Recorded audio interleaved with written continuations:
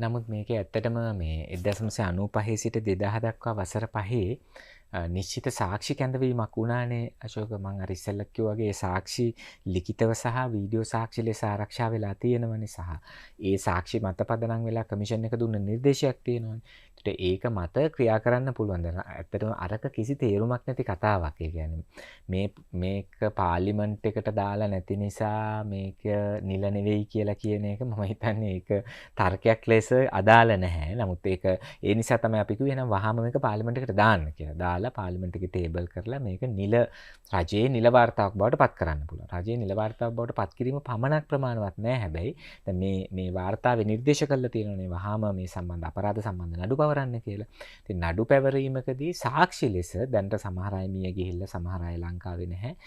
නමුත් ඒ අය ලබා දුන්න සාක්ෂි ආරක්ෂිතව තියෙන නිසා මීට කලින් ලෝකේ අපිට ජාත්‍යන්තර උදාහරණත් ගොඩක් ඒවා තියෙන්නේ එහෙමද. අපි උදාහරණයකට හිතුවොත් එහෙම දෙවැනි ලෝක යුද්ධයෙන් පස්සේ මේ නාසි හමුදාවේ හිටපු සමහර අයට විරුද්ධව ඉදිරිපත් කරපු චෝදනා විභාග කරද්දී පැහැදිලි සාක්ෂිත්ම තිබුණ නැහැ. තිබුණේ වක්‍රාකාරයේ සාක්ෂි තිබුණේ. නමුත් ඒවා මත නඩු විභාග පවත්වාගෙන ගියා. ලෝකෙ මේකට අදාළ උදාහරණ තියෙනවා. දැන් මම ඉස්සෙල්ලා කියපු චිලිය උදාහරණය ගත්තත් ඒ සාක්ෂි බොහොමයක් යටපත් වෙලා තිබුණේ මේ විභාගේ ගන්න වෙලාව වෙනකොට. නැහැ නිල පිළිගැනීම. නමුත් ඒ જાති වාර්තා ගොඩක් තියෙනවා. දැන් උදාහරණයක් විදිහට පාස්කු ප්‍රහාරය හිතන්න එතනත් මිනිස්සු ගොඩක් මැරුණා. ඒක මේ විදිහේ එකක් නෙවෙයි. වෙන විදිහක එකක්. නමුත් එතනත් විශාල ජීවිත ප්‍රමාණයක් නැති වුණා. ලොකු අපරාධයක් වුණා. සමහර අය සදාකාලිකව ආබාධිතයන් බවට පත් වුණා. දැන් ඒ ගැනත් වාර්තා කීපයක් තියෙනවා.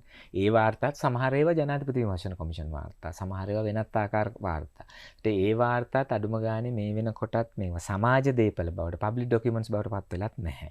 ඒවට අදාළ නිල පිළිගැනීම දීලත් නැහැ. ඒවා සම්බන්ධ කතා කෙරෙන්නෙත් නැහැ. ඒවා හමස් පෙට්ටියේ වැටලානේ තියෙන්නේ. පාස්කු ප්‍රහාරය ගත්ත මේ අපිට මතක කාලේ ආසන්න 2019. ඊට පස්සේ මහ බැංකු මංකොල්ලේ සම්බන්ධත් රනිල් වික්‍රමසිංහටම චෝදනා එල්ල වෙලා තියෙනවනේ. ඒක ගැනත් අධිකරණ විභාගෙකුත් ගියා.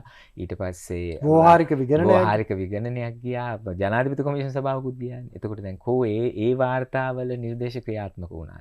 මෙතන පේන විදිහට මේ විමර්ශන කොමිෂන් සභාව හෝ ජනාධිපති කොමිෂන් සභාව පත් කිරීම කියන එක මේවා සම්බන්ධ කටයුතු කරන්නේ නැහැ කියලා එල්ල වෙන චෝදනාවෙන් ඇඟ බේර ගන්න කරන වැඩක්ද? ඇත්තටම මේ ප්‍රශ්නේ විසඳන්න කරන වැඩක්ද? ඇත්තටම විමර්ශනය කරන්න, ගවේෂණය කරන්න කරන වැඩක්ද? එහෙමත් නැතිනම් ඇඟ බේරා ගැනීම සඳහා කරන දෙයක්ද කියන සැකේ මම හිතන්නේ ඒක දන්නව එක සැකයක් නෙමෙයි. ගොඩක් අය දන්නවා මේ දීර්ඝ ඉතිහාසයක් ඇතුළේ වෙච්ච ක්‍රියාවලිය. නමුත් මේක දැන් හරිය තිත තියන්න ඕනේ. මේකට ජනතාවගේ පැත්තේ මේ හැම එකක්ම සම්බන්ධ අවශ්‍යයි මැදිහත් වීමක් අවශ්‍යයි.